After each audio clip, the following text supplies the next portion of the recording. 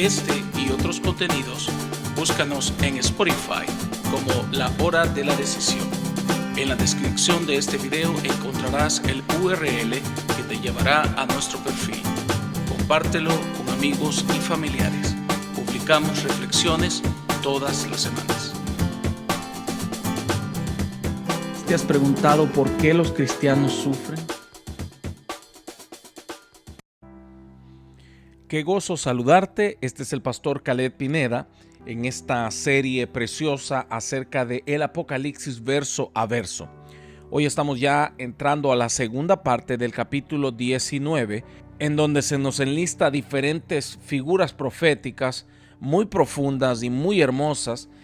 Nos describe eventos maravillosos tales como la segunda venida de Cristo, el juicio a las naciones, la condenación de la bestia, del anticristo, del falso profeta, la cena de caballos y reyes, etc. Bueno, el pasaje es sumamente amplio y vamos a intentar ir estudiando cada una de estas figuras proféticas de una manera concisa para no hacer tan extenso este podcast, porque verdaderamente tiene muchísimo contenido. Por eso lo dividimos en dos partes, porque la primera parte nos habla de otro evento glorioso, tal como es las bodas del Cordero. Si todavía no has oído la primera parte de este podcast, yo te invito a que vayas a las listas de reproducciones de nuestro canal y ahí encontrarás la lista que se llama El Apocalipsis. Ahí puedes encontrar todos los capítulos, desde el capítulo 1 hasta llegar al capítulo 19, parte 1. Así es que, a manera de introducción, quiero decirte que del versículo 11 en adelante, como ya lo decimos, se nos describe esta segunda venida de Cristo. Este acontecimiento se le llama tal cual la segunda venida porque en la primera venida fue cuando Él vino en forma de bebé, encarnado, y el Verbo se hizo carne y habitó entre nosotros, ¿verdad?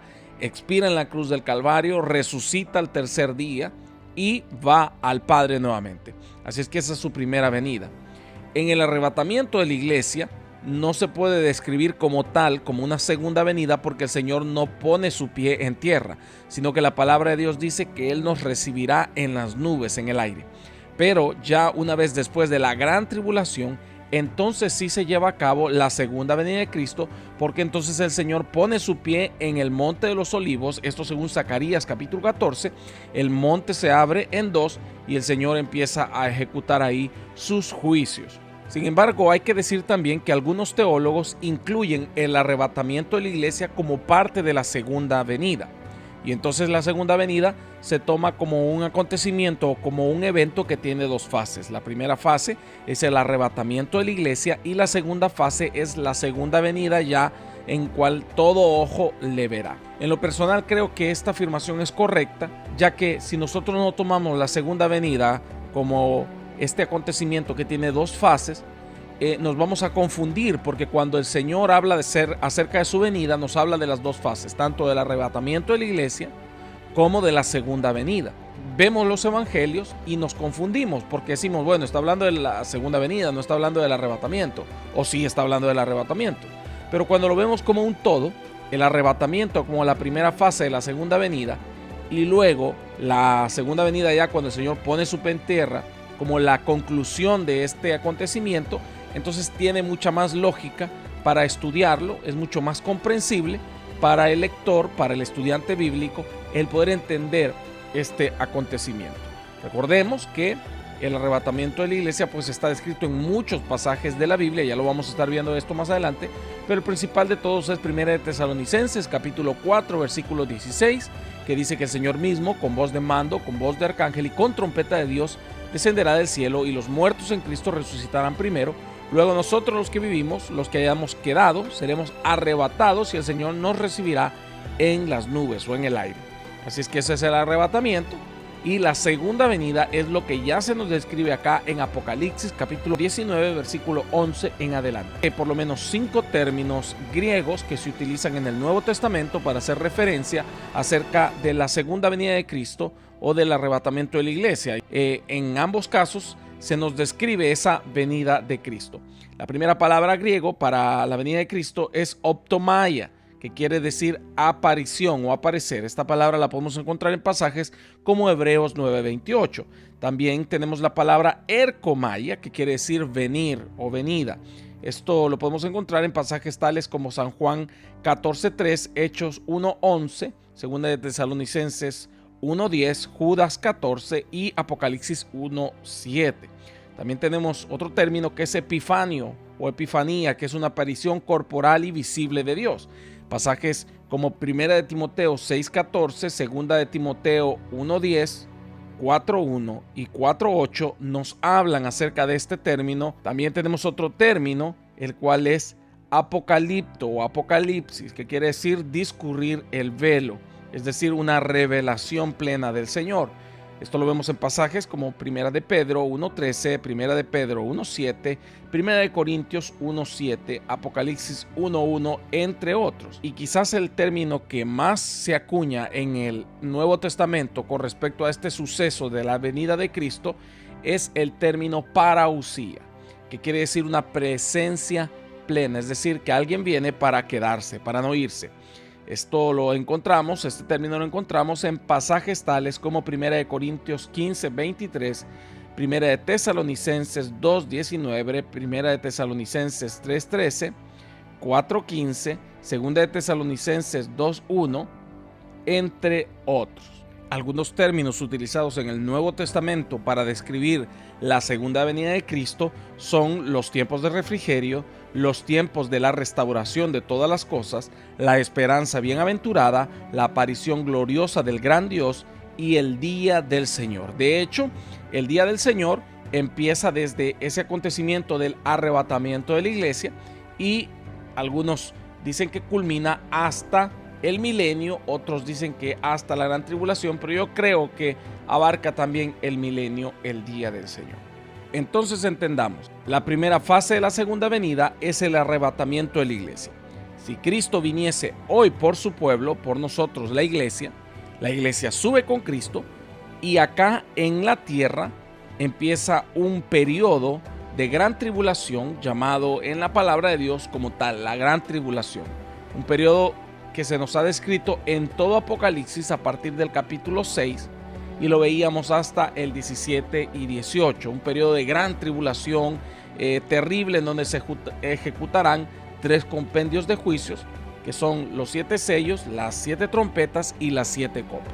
Entonces, al final de este periodo de gran tribulación, en el cual absolutamente todos los recursos se terminan, los hombres están totalmente disminuidos, la tierra estará en un caos terrible, habrá oscuridad porque el sol y la luna retraerán su resplandor, dice la palabra del Señor.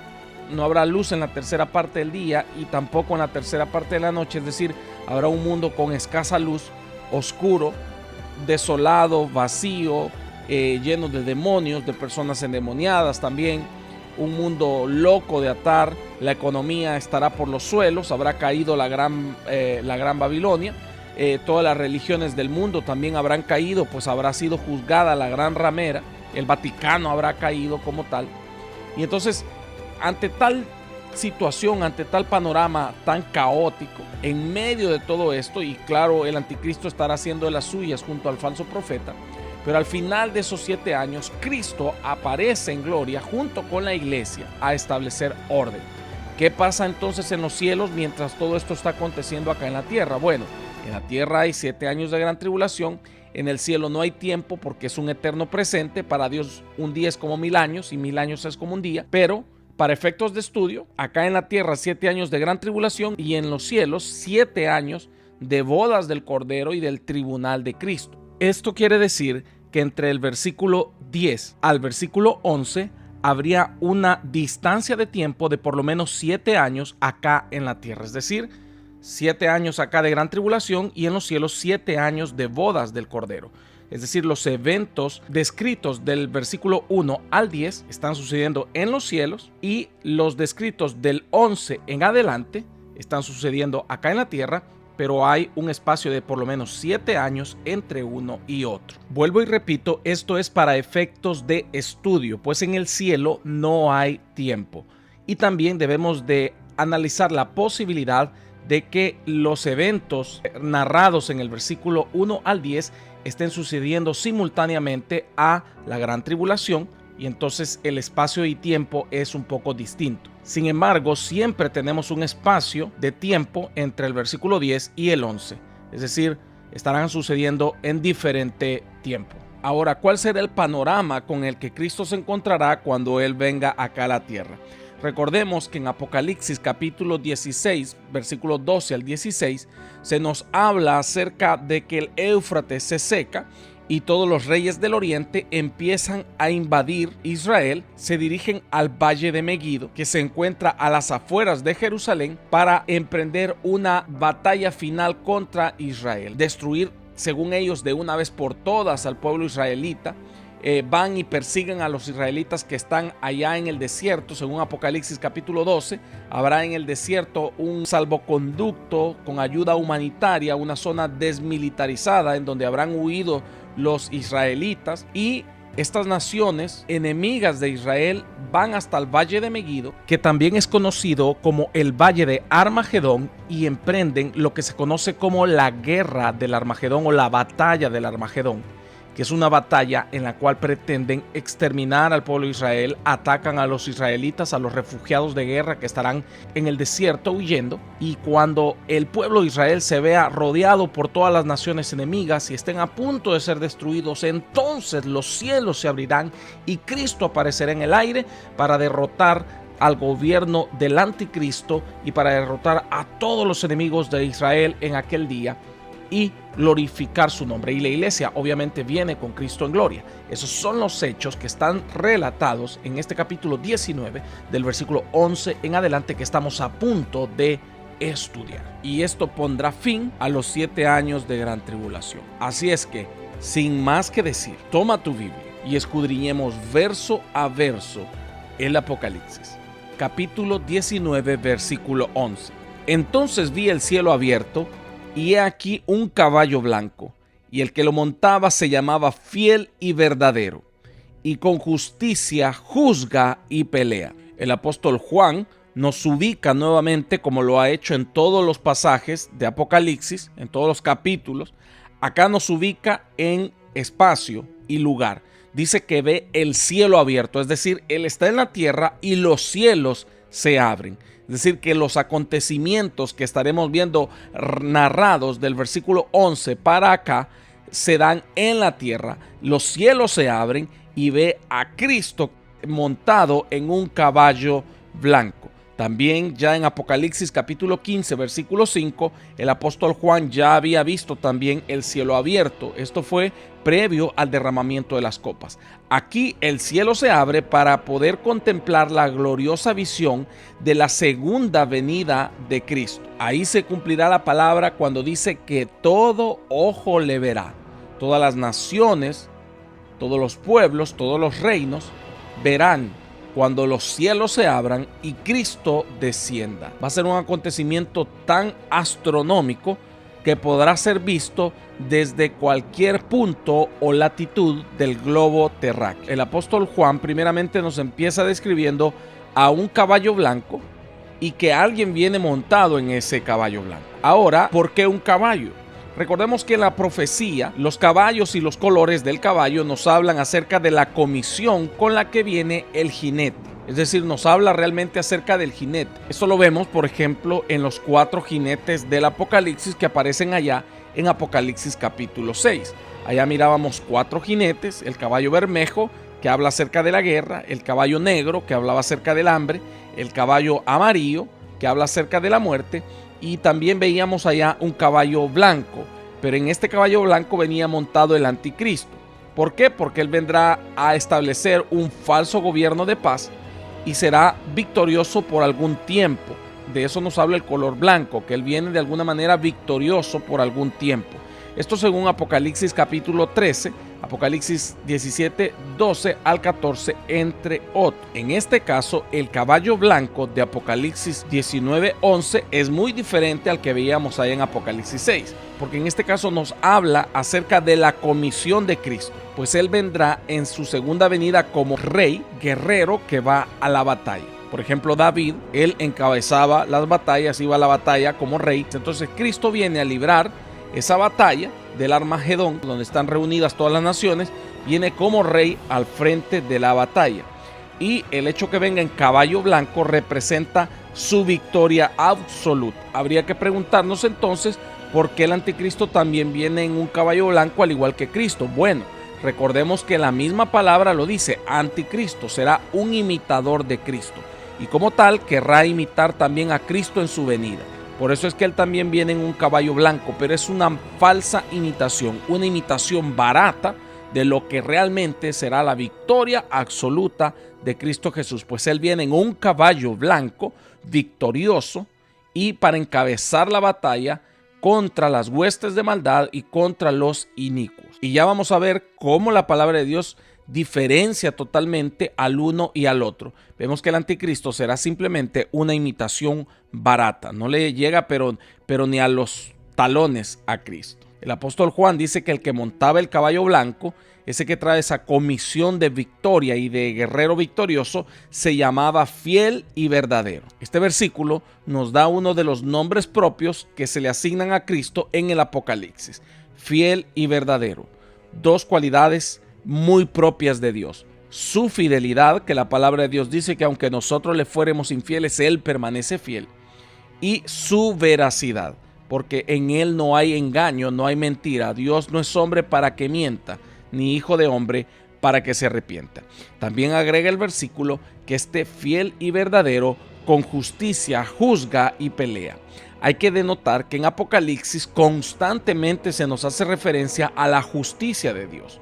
Pues la severidad, obviamente, de todos los juicios podría hacer parecer que Dios está juzgando al mundo de una manera desmedida. Si nosotros no tomamos en cuenta la grande maldad de la humanidad, no podremos entender que el juicio de Dios es justo. Por eso la palabra recalca su justicia, es decir, aunque el juicio parezca sumamente severo, es justo. Es decir, que Dios no dará más de lo que se requiere ni menos. Él es justo. Él pagará con justicia las obras injustas de los malvados. Y dice acá que Cristo con justicia juzga y pelea, es decir, que su guerra no es una guerra sin razón. Es decir, Él viene con justicia a juzgar y a pelear. Y esto de la justicia es otro de los atributos morales de Dios. Su justicia, Dios es justo. También me llama la atención las grandes diferencias marcadas, puesto que a pesar que el anticristo intenta imitar a Cristo, no son nada parecidos. ¿Por qué? Porque acá en este pasaje Cristo monta en caballo blanco, el anticristo también viene montado en una especie de caballo blanco, pero el anticristo no se identifica de ninguna manera porque él es engañador, es mentiroso, es falso, esconde su identidad. Sin embargo, como Cristo es fiel y verdadero, da su identidad, da su nombre y dice que su nombre es fiel y verdadero, es decir, se identifica claramente con su precioso nombre. Aquí se cumple la profecía de Isaías 11:5 sobre el Mesías, que es llamado fiel y verdadero, es decir, se identifica a Jesucristo como el Mesías. Vemos que en cambio el anticristo es todo lo contrario, pues es infiel y falso, esconde su identidad y por eso ni siquiera se da su nombre. También hay que denotar que del anticristo allá en Apocalipsis capítulo 6 no se dice más que trae una corona, un arco y sale para vencer. Pero ahora veamos la descripción tan detallada de Cristo y tan diferente, tan amplia, tan hermosa de Cristo. Por eso vuelvo y repito, aunque el anticristo quiera imitar a Cristo, aunque Satanás quiera imitar a Dios, pero ni en 1.000.000 de años pudiera siquiera compararse a Dios en lo más mínimo. Versículo 12. Sus ojos eran como llama de fuego, y había en su cabeza muchas diademas, y tenía un nombre escrito que ninguno conocía sino él mismo. En este pasaje se nos repite la descripción de Cristo hecha por Juan allá en el capítulo 1, versículo 14. Que vuelvo y te repito, si todavía no has oído los demás podcasts, ve a la lista de reproducción el Apocalipsis y ahí encontrarás desde el capítulo 1 hasta acá. Entonces vemos que allá en capítulo 1, versículo 14, San Juan describe a Cristo glorificado. Y esta descripción es exactamente igual a la que se nos da acá en el capítulo 19. Es decir, que no nos cabe duda que está hablando de la persona de Jesucristo. de ningún otro, pues dice que sus ojos eran como llama de fuego. Eso también lo dice allá en Apocalipsis 1:14. Y la semejanza de lo demás de la descripción concuerda con lo que dice allá en el capítulo 1. También esta descripción concuerda con lo dicho en Daniel capítulo 7 versículo 9 y capítulo 10 versículo 6. Es decir, no hay duda que está hablando acerca del Mesías, Jesucristo mismo. Y también hay que decir que Cristo trae muchísimas coronas, a diferencia del anticristo que dice que trae una corona. Cristo trae muchísimas coronas sobre su cabeza. Esto quiere decir que el anticristo, al tener una corona, pues es que Dios le permitirá tener cierta autoridad sobre los hombres. ¿Por qué? Porque la palabra de Dios dice en 2 de Tesalonicenses 2:11 al 13 que como no quisieron creer a la verdad, van a creer a la mentira. Dios les enviará un espíritu, un poder engañador para que crean a la mentira. Eso también lo vemos en Romanos 1:24, que dice que como no quisieron honrar a Dios, Dios los entregó a la inmundicia.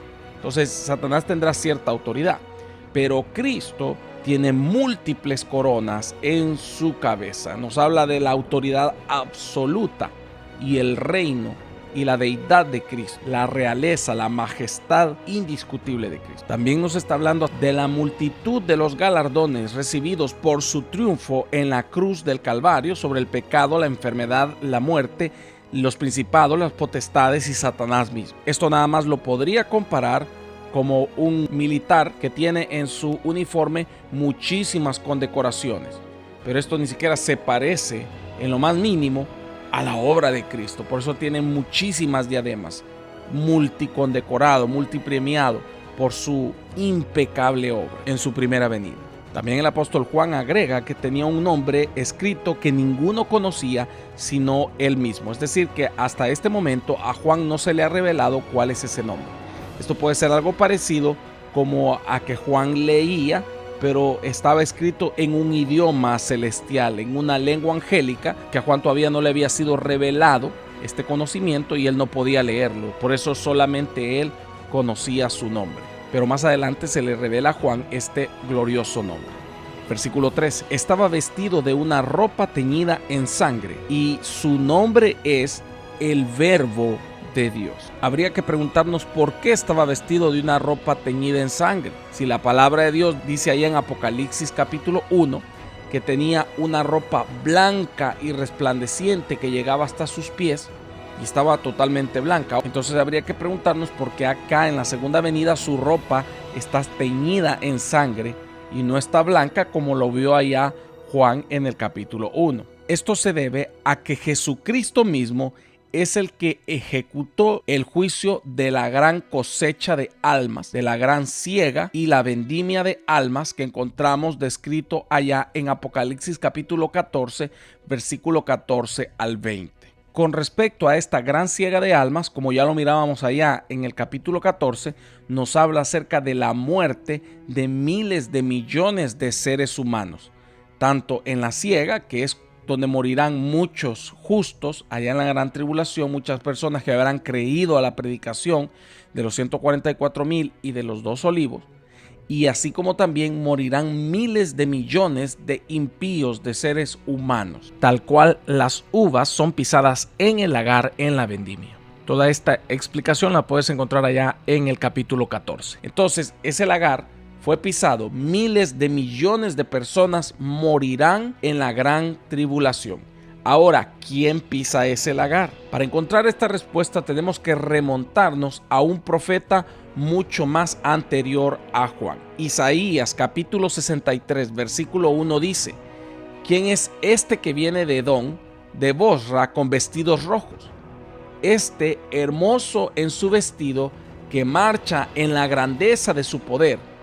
Yo el que hablo en justicia grande para salvar.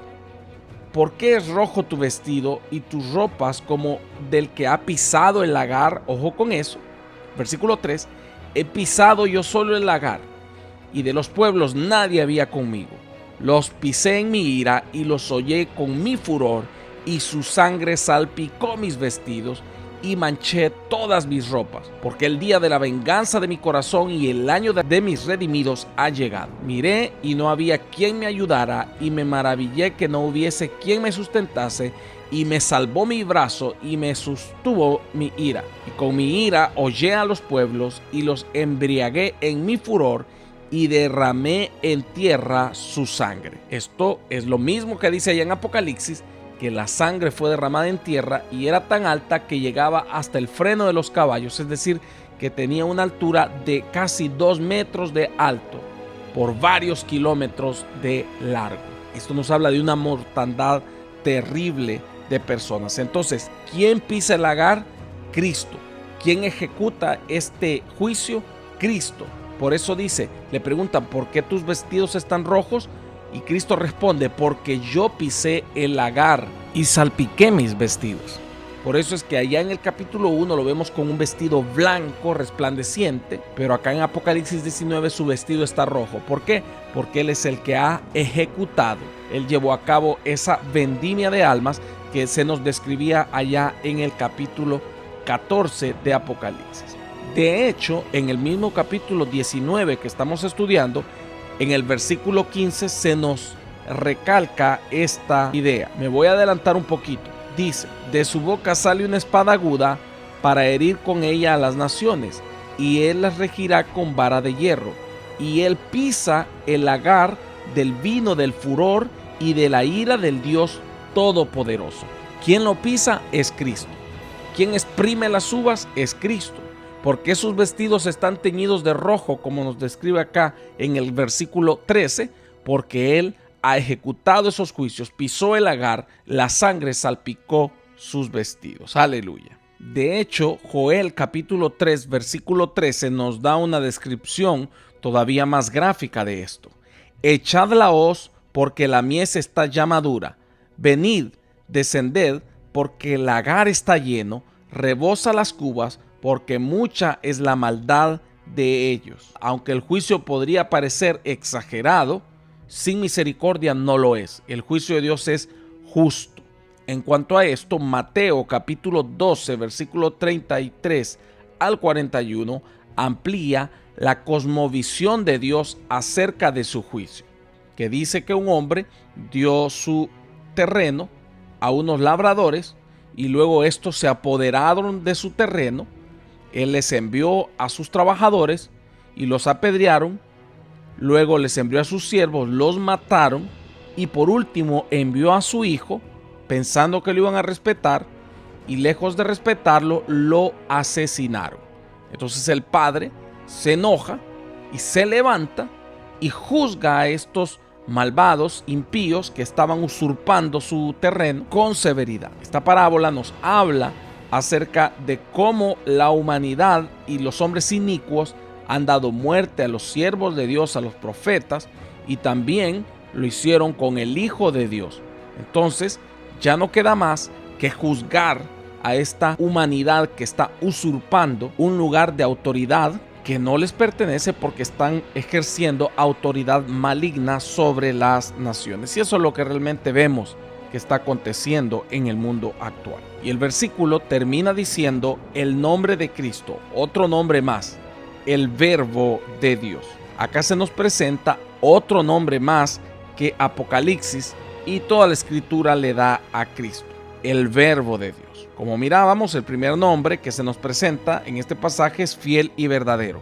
Este nos habla de Cristo como el Mesías prometido allá en los profetas, que ya lo miramos. Este segundo nombre que se nos menciona acá, el Verbo de Dios, nos habla acerca de la deidad eterna de Cristo y de su encarnación, que vino y se encarnó, se volvió humano. Nos habla también de su primera venida, el Dios hecho hombre, el Verbo encarnado, que también es presentado por San Juan allá en San Juan capítulo 1, versículo 1, que dice: en el principio era el Verbo, y el Verbo estaba con Dios, y el Verbo era Dios. Y más adelante dice: y aquel Verbo se hizo carne, y vimos su gloria como gloria del unigénito del Padre, lleno de gracia y de verdad. Aquel Verbo habitó entre nosotros. Por eso dice: su nombre es el Verbo de Dios.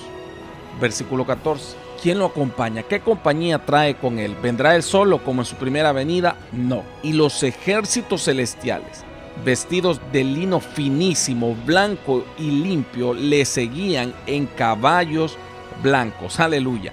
Esto habla acerca de la iglesia que viene con Cristo para establecer su reino. Ahí se cumplirá esa petición que le hacemos cada noche: vénganos tu reino. ¿Por qué decimos que es la iglesia? Recordemos que allá en unos versículos atrasito, en Apocalipsis 19:8, dice que a su esposa se le ha concedido que se vista de lino fino, blanco y resplandeciente. Y dice que los que vienen con Cristo, la multitud que viene con Cristo, viste de estas vestiduras preciosas de lino fino, blanco y resplandeciente. Entonces, Cristo viene con su iglesia, como una esposa acompaña a su esposo a tomar el reino. De hecho, ninguna esposa, cuando su marido es electo presidente, se queda en casa, ¿verdad? Sino que todas van a celebrar la victoria de su esposo juntamente con él, y lo van a hacer en público.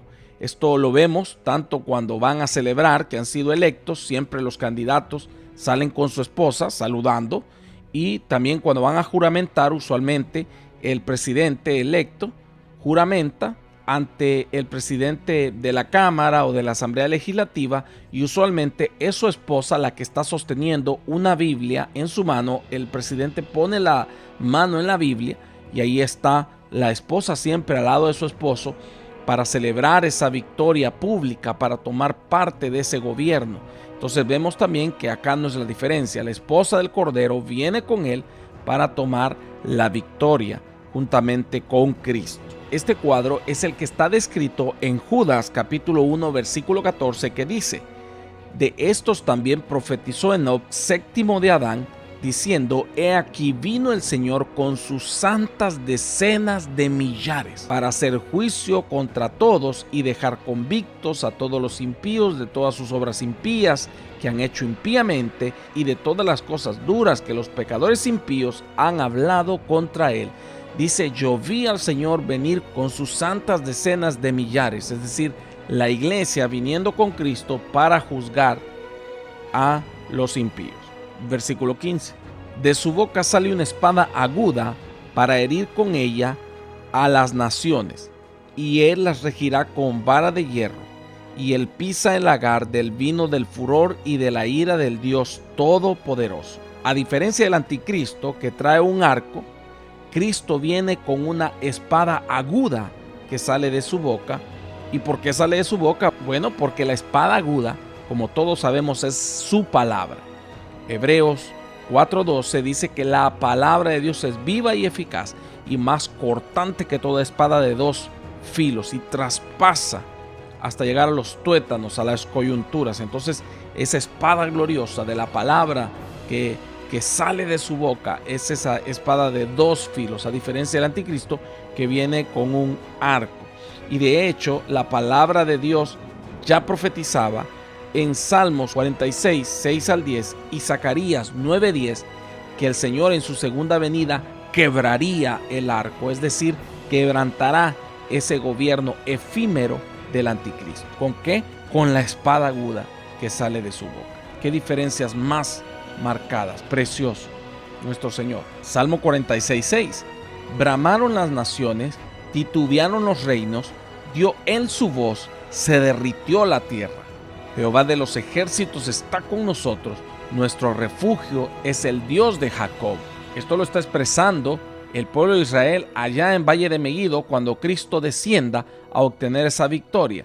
Dice que con su voz se derritió la tierra. Venid, ved las obras de Jehová, que ha puesto asolamiento en la tierra, es decir, la tierra estará desolada para ese entonces.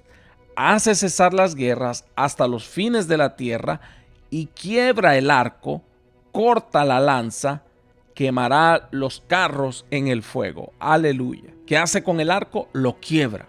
Destruirá ese gobierno, ese arco del anticristo, ese gobierno falso, satánico, nefasto y fallido del anticristo.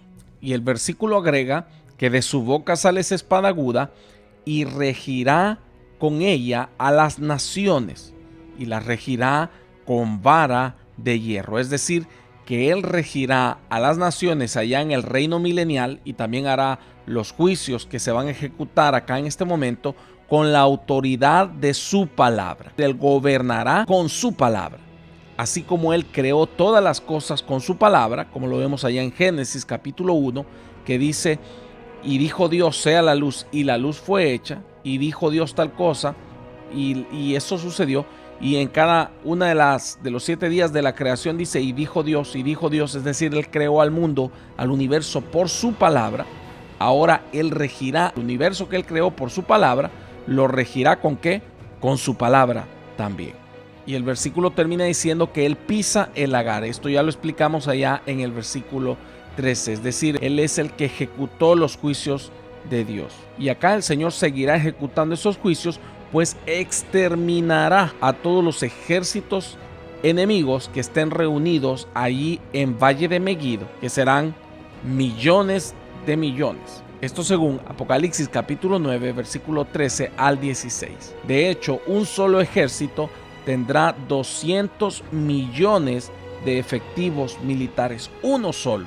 Y ahí habrán muchísimos ejércitos de todas las naciones enemigas de Israel. Posiblemente Rusia, China, Arabia Saudita, Irak, Irán, Libia, etc. Versículo 16. Y en su vestidura y en su muslo tiene escrito este nombre. ¿Cuál es ese nombre? Un nombre glorioso: Rey de Reyes y Señor de Señores. Aleluya. Encontramos acá uno de los versículos más gloriosos de la palabra de Dios, pues se nos revela el nombre de Cristo que anuncia su victoria sobre la cruz del Calvario, sobre la muerte al resucitar al tercer día y su victoria absoluta sobre todo. De hecho, Pablo nos hace referencia a este nombre que se le dio por su victoria en Filipenses capítulo 2, versículo 5 en adelante, que dice que haya en nosotros el mismo sentir que hubo en Cristo Jesús, el cual no escatimó el ser igual a Dios como cosa que aferrarse, sino que se despojó de sí mismo. Y dice que fue obediente hasta la muerte, por lo cual el Padre le exaltó hasta lo sumo y le dio un nombre que es sobre todo nombre. ¿Cuál es ese nombre? El de Rey de Reyes y Señor de Señores, para que en el nombre de Él se doble toda rodilla. En el nombre de Jesús se doblará toda rodilla de los que están en los cielos, en la tierra y debajo de la tierra, y toda lengua confesará que Jesucristo es el Señor, para gloria de Dios Padre. Es el Rey de Reyes, es el Señor de Señores. Él es el victorioso, el más grande. No hay reino, no hay autoridad en todo el universo que esté sobre su reino o sobre su autoridad. Él tiene el reinado absoluto. Por eso es Rey de Reyes y Señor de Señores. Y mira qué interesante. Si tú recuerdas, el primer nombre, Fiel y Verdadero, nos hablaba acerca del Mesías prometido en los profetas. Y el segundo nombre, el Verbo de Dios, nos hablaba acerca del cumplimiento de esas profecías en su primera venida. El tercer nombre nos anuncia su segunda venida, pues Él ya no viene como un siervo, sino que ahora Él vuelve como el Rey de Reyes y Señor de Señores. Es decir, fiel y verdadero, aquel que fue anunciado en los profetas, el Verbo de Dios, aquella profecía cumplida y encarnada, y el Rey de Reyes y Señor de Señores, anunciando su segunda venida como Rey victorioso sobre todo. Este término Señor de Señores es utilizado única y exclusivamente para Dios. Este término lo vemos en pasajes tales como Deuteronomios 10:17, Salmos 136:3. Y esto nos reafirma que Jesucristo es Dios.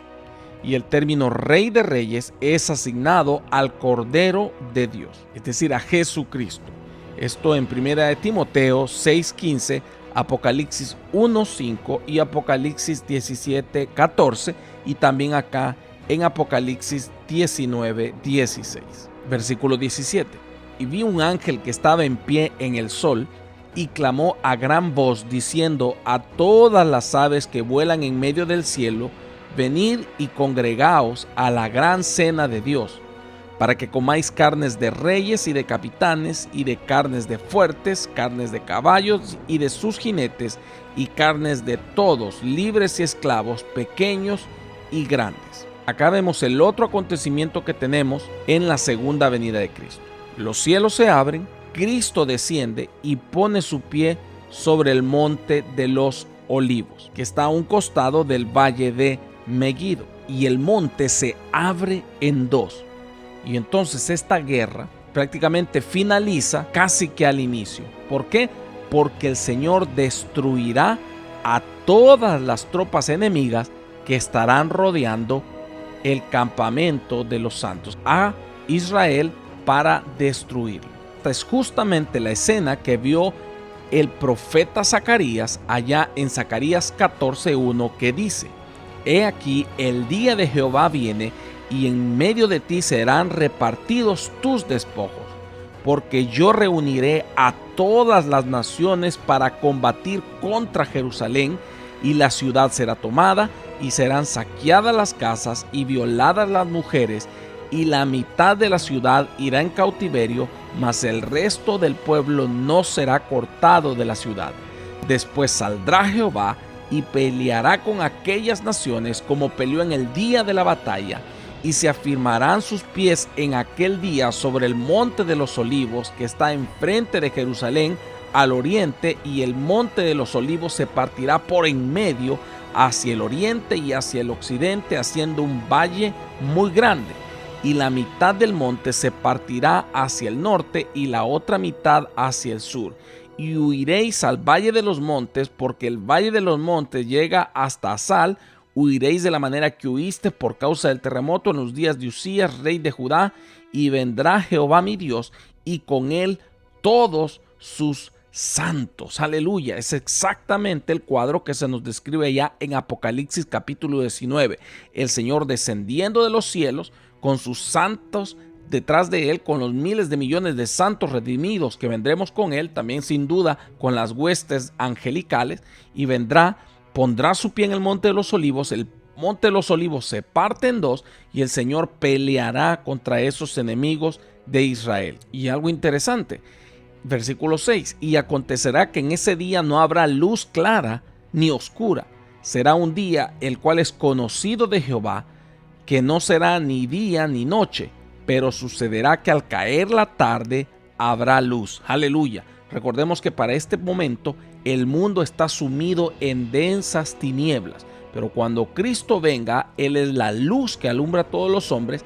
Aún al caer la tarde habrá luz. ¿Por qué? Porque Cristo estará iluminándolo todo desde ahí de el monte de los Olivos. Entonces Cristo desciende, y la palabra del Señor dice que el Señor destruirá a todos estos ejércitos con su palabra y con el resplandor de su gloria. Ahora vemos acá en el versículo 17 a un ángel que se dice que está sentado sobre el sol.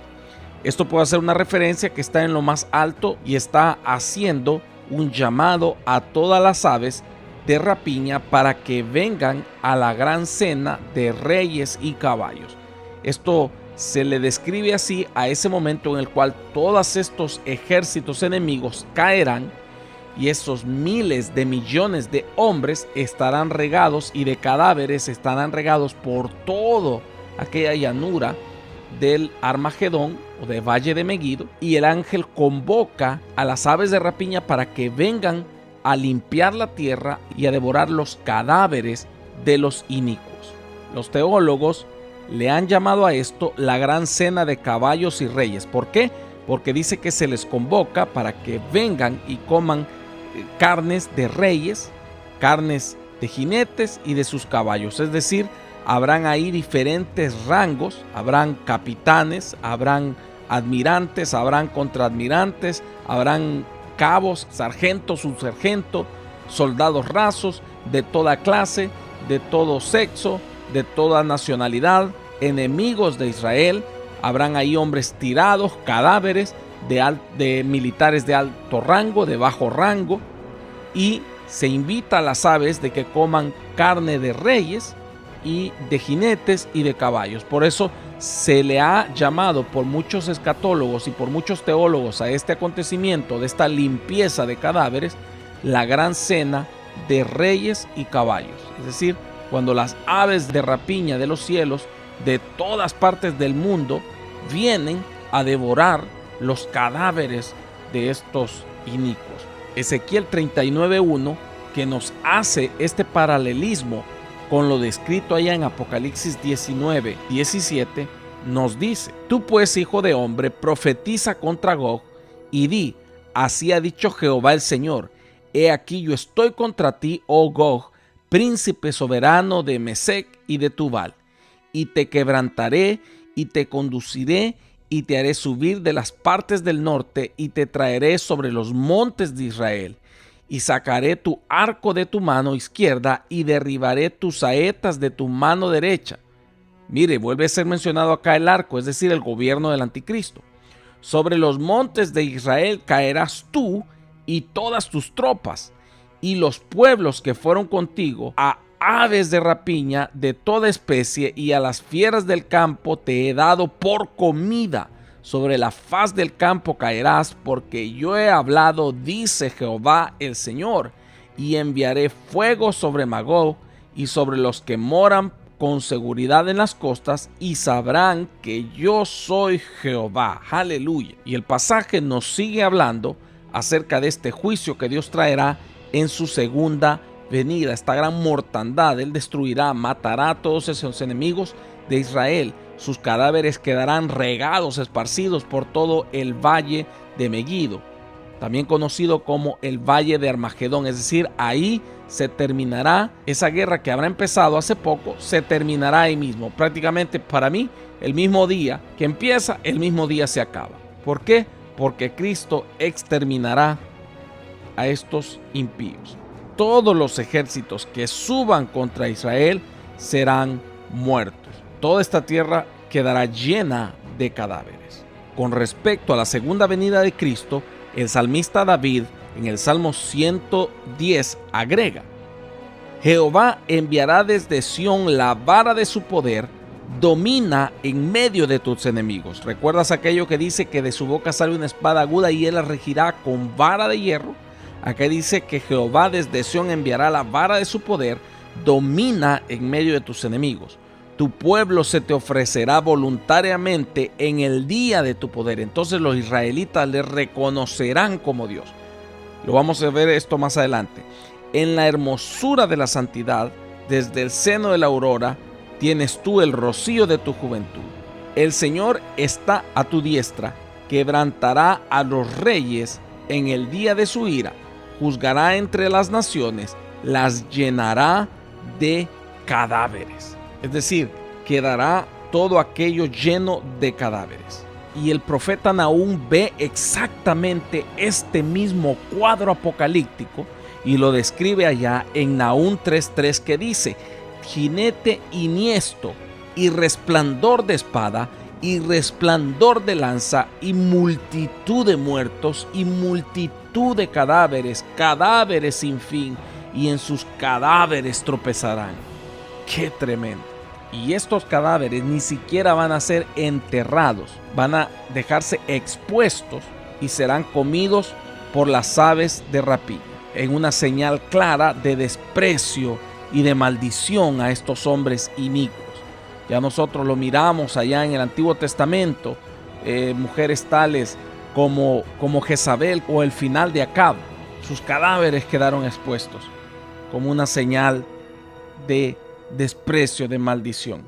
Y según la profecía, solo serán enterrados sus huesos, porque recordemos que las aves de rapiña se comen toda la carne, los órganos, pero no se comen los huesos. Ezequiel 39:5: y pasarán los que irán por el país, y el que vea los huesos de algún hombre pondrá junto a ellos una señal hasta que los entierren los sepultureros en el valle de Hamón Gog, y limpiarán la tierra. Es decir, sepultarán los huesos porque ya de carne no habrá nada de ellos. Y serán tantos los muertos que dice la profecía que tardarán 7 meses en enterrar esos huesos. Esto según Ezequiel 39:11, que dice: en aquel tiempo yo daré a Gog lugar para sepultura allí en Israel, el valle de los que pasan al oriente del mar, y obstruirá el paso a los transeúntes, pues ahí enterrarán a Gog y a toda su multitud, y lo llamarán Valle de Hamón Gog. Y la casa de Israel los estará enterrando por 7 meses para limpiar la tierra. Increíble. 7 meses les tomará enterrar los huesos. Solo dejarán las aves de rapiña que fueron convocados por el ángel allá en el versículo 17 y 18 que estamos leyendo de Apocalipsis. Estas aves de rapiña solo dejarán los puros huesos. ¿Por qué? Ya lo dijimos, porque esta es una señal de maldición y juicio de Dios. Algunas citas que hablan acerca de esto, de los cadáveres expuestos como maldición, como desprecio, como juicio, están en Génesis 40:19, Deuteronomios 28:15 al 19 y 26, Primero de Reyes 14:11, Primero de Reyes 21:24, Primero de Samuel 17:46, Jeremías 7:33, entre otros. Hasta el día de hoy es visto como inhumano dejar los cadáveres de los soldados caídos en combates tirados en el campo de batalla.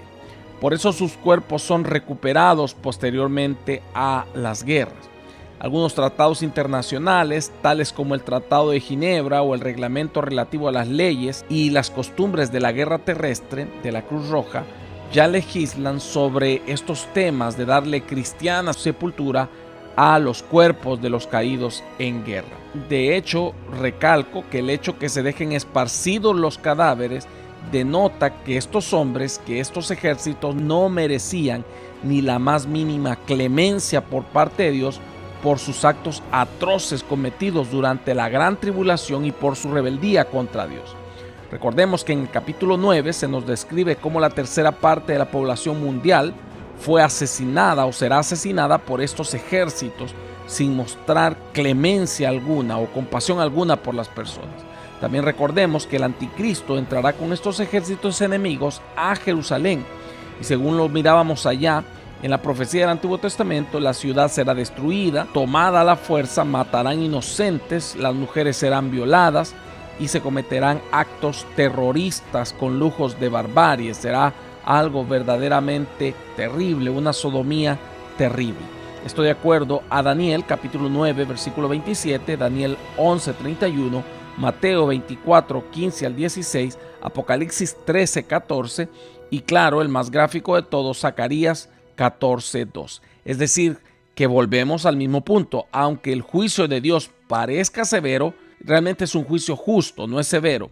Pues al analizarlo desde la perspectiva de Dios, nos podemos dar cuenta que por eso Dios no tendrá ninguna piedad ni compasión de ellos y por eso Dios le dará este trato a los mismos cadáveres de estos hombres inicuos, porque ellos no mostraron ninguna clemencia ni ninguna compasión para hacer todos los hechos atroces que cometerán durante la gran tribulación y también durante la guerra de Armagedón. Y Sofonías, capítulo 3, nos explica, nos extiende un poco más el panorama acerca del porqué del Armagedón, por qué Dios decide reunir a todas las naciones en Armagedón y juzgarlos. Ay de la ciudad rebelde y contaminada y opresora. Versículo 5. Jehová en medio de ella es justo, no hará iniquidad. De mañana sacará a luz su juicio, nunca faltará, pero el perverso no conoce la vergüenza. Hice destruir naciones, sus habitaciones están asoladas, hice desiertas sus calles hasta no quedar quien pasase. Sus ciudades están desoladas hasta no quedar hombre, hasta no quedar habitante. ¿Cuándo hizo Dios eso? Eso lo hará allá en el derramamiento de las 7 copas postreras, cuando hay una eliminación total de todo y la población mundial disminuirá de manera considerable. Versículo 7. Dije, ciertamente me temerán, recibirán corrección y no será destruida su morada según todo aquello por lo cual la castigué. Mas ellos se apresuraron a corromper todos sus hechos. Lo que dice allá Apocalipsis, que aún el juicio de Dios, ni aún así se arrepintieron de sus obras. Versículo 8. Por tanto, esperadme, dice Jehová, hasta el día que me levante para juzgaros, porque mi determinación es reunir a las naciones, ojo con eso, reunir a las naciones, juntar los reinos para derramar sobre ellos mi enojo. Todo el ardor de mi ira, por el fuego de mi celo, será consumida toda la tierra. Es decir, Sofonías solo nos reafirma la idea que nos da Apocalipsis en todo Apocalipsis. Dios enviando a los 144,000 en medio de la gran tribulación para predicar el arrepentimiento, luego envía a los 2 olivos y a pesar de todo esto, las personas no creerán a la palabra y decidirán alejarse más de Dios y no se arrepentirán. Todo esto está descrito en Apocalipsis capítulo 7 del 1 al 4 y Apocalipsis 11, 3, 4. Por eso Dios toma la determinación de reunir a todas las naciones para derramar sobre ellos su enojo, a obviamente los ejércitos disminuidos que hayan quedado todavía para este momento de la gran tribulación. Él los reunirá ahí en Valle de Megido, en Armagedón, para lanzar sobre ellos su juicio inerrante. Es debido a esta gran mortandad que es convocada a la multitud de aves de rapiña para que vengan y se coman esos cadáveres. Será terrible. Versículo 19. Y vi a la bestia y a los reyes de la tierra y a sus ejércitos reunidos para guerrear contra el que montaba el caballo y contra su ejército. Este será el anticristo con Rusia y los ejércitos enemigos aliados que estarán situados al norte de Israel, al oeste de Galilea y al sur del Líbano, que es la ubicación geográfica donde queda el Valle de Megido o el Valle de Armagedón, donde se han peleado muchísimas guerras del pueblo de Israel en la antigüedad. Si quieres tener más ampliada esta explicación acerca de qué es Armagedón, qué es el Valle de Megido, qué es el Valle de Armagedón, te invito a que escuches nuestro podcast del capítulo 16. Estrategas militares, tales como el mismo Napoleón, cuando lo contempló, dijo que el Valle de Megido era la mejor ubicación geográfica en todo el mundo para librar una batalla. Ahora me llama la atención que el anticristo, junto con las tropas ahí reunidas, estarán reunidas para destruir, según ellos, a Israel, pero cuando vean que los cielos se abren y que Cristo viene en gloria, descendiendo, ellos intentarán destruir, intentarán hacer guerra contra Cristo. Es terrible, es tanta la arrogancia del ser humano y del anticristo que intentarán pelear con Cristo. Todos los ejércitos reunidos allí en Megido, liderados por el anticristo, dirigirán todas sus ojivas nucleares, sus cohetes, sus lanzamisiles, sus bombarderos, sus lanzagranadas, todo su armamento hacia los cielos, en un intento desesperado e inútil por detener la venida del Cordero. Pero el Señor se reirá de sus inútiles esfuerzos. Aquí se cumplirá lo dicho por el salmista en el Salmo capítulo 2, que dice: ¿por qué se amotinan las gentes y los pueblos piensan cosas vanas? Se levantarán los reyes de la tierra y príncipes consultarán unidos contra Jehová y contra su ungido, diciendo: rompamos sus ligaduras y echemos de nosotros sus cuerdas. El que mora en los cielos se reirá, el Señor se burlará de ellos. Luego hablará a ellos en su furor y los turbará con su ira. Pero yo he puesto a mi rey sobre Sión, mi santo monte. Yo publicaré el decreto. Jehová me ha dicho: mi hijo eres tú, yo te engendré hoy. Pídeme y te daré por herencia las naciones y como posesión tuya los confines de la tierra. Los quebrantarás con vara de hierro, como vasija de alfarero los desmenuzarás. Dice que el Señor se reirá y los regirá con vara de hierro, los destruirá. Y aquí se cumplirá la palabra de Dios dicha en Apocalipsis 17:14, que dice: pelearán contra el Cordero y el Cordero los vencerá, porque Él es Rey de reyes y Señor de señores. Es decir, no tienen oportunidad alguna. De hecho, parece ser que morirán de algo muy parecido a una explosión atómica. Esto según Zacarías 14:12, que dice: y esta será la plaga con la que herirá Jehová a todos los pueblos que pelearon contra Jerusalén. La carne de ellos se corromperá estando ellos sobre sus pies, y se consumirán en las cuencas sus ojos, y la lengua se les deshará en su boca. Y acontecerá en aquel día que habrá entre ellos gran pánico enviado por Jehová, y trabará cada uno de la mano de su compañero y levantará su mano contra la mano de su compañero. Es decir, que habrá una confusión terrible y una mortandad terrible.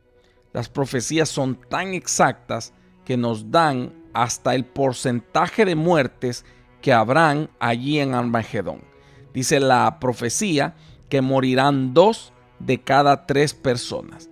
Esto según Zacarías capítulo 13, versículo 8. Entonces, ubiquemos nuevamente el orden cronológico de los acontecimientos. Al final de los 7 años de la gran tribulación, cuando todas las naciones enemigas sean reunidos ahí en el valle de Armagedón, en el valle de Megido, para pelear según ellos para destruir a Israel, los cielos se abren, Cristo desciende con la iglesia, pone su pie sobre el monte de los olivos, todos los ejércitos ahí reunidos dirigen todos sus armamentos contra Cristo y contra la iglesia que viene con él, que ya será la esposa del Cordero para ese momento, pero Cristo los vencerá, dice la palabra del Señor, con el espíritu de su boca, con esa espada de su boca y con el resplandor de su venida. Esto ya lo veremos más adelante.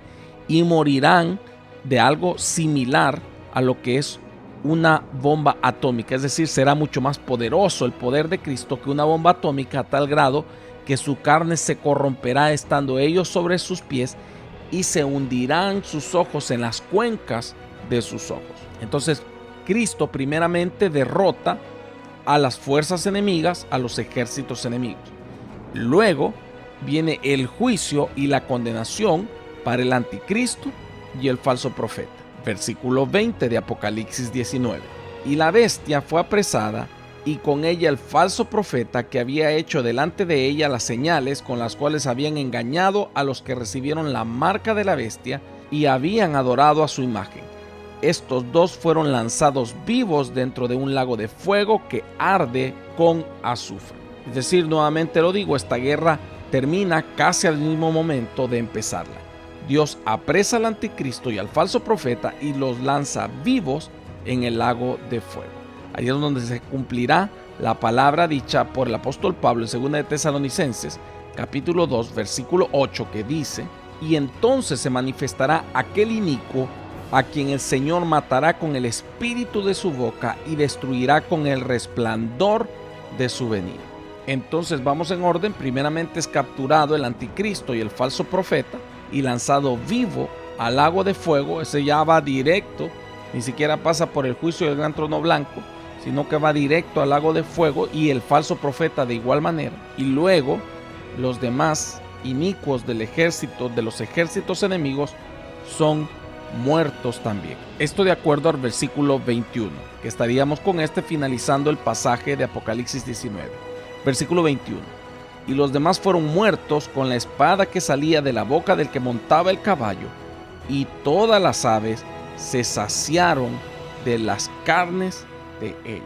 Es decir, que los ejércitos enemigos también serán destruidos con su palabra. Es tan increíblemente poderosa y fuerte que es más fuerte que 500 kilotones, que es el poder de una bomba nuclear. Y hay que denotar algo: los destruirá a ellos, pero no hará daño alguno a los israelitas que estén ahí presentes. ¿Por qué? Porque el Señor tiene un plan para ellos. Ahí se cumplirá la palabra, que entonces toda la casa de Israel será salva. ¿Qué viene después de esto? Vienen acontecimientos maravillosos: el juicio a Israel, el juicio a las naciones, el juicio a los ángeles caídos, Satanás siendo aprisionado por 1000 años y el reino milenial de Cristo. Todo esto está descrito en Apocalipsis capítulo 20, que estaremos estudiando en nuestro próximo podcast. Así es que no te lo pierdas. Estamos ya prácticamente a 3 capítulos de terminar con esta saga maravillosa del Apocalipsis. Y estamos entendiendo cada una de estas figuras proféticas y del plan escatológico de los tiempos que Dios tiene determinado para esta humanidad. Yo te invito a que puedas entregarle tu corazón a Cristo, para que no pases por ninguno de estos juicios terribles, sino que vengas junto con nosotros, la multitud de redimidos, con Cristo Jesús, a esta tierra en gloria. Este fue tu hermano, tu amigo, el pastor Caleb Pineda. Hasta la próxima. Dios te bendiga.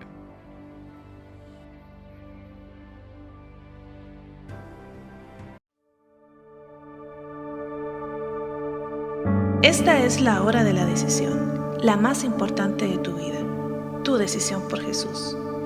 Entrégale tu corazón orando de esta manera. Señor Jesús, reconozco que soy pecador y mi pecado me aleja de ti. Me arrepiento, perdóname Señor. Hoy te recibo como mi único y suficiente Salvador personal. Creo que eres Dios, que moriste y resucitaste al tercer día. Escribe mi nombre en el libro de la vida. Amén. Ahora eres parte de la familia de Dios. Te invitamos a que te congregues en una iglesia cristiana para que sigas creciendo en el conocimiento de Dios. Y te esperamos en nuestra próxima edición de La Hora de la Decisión.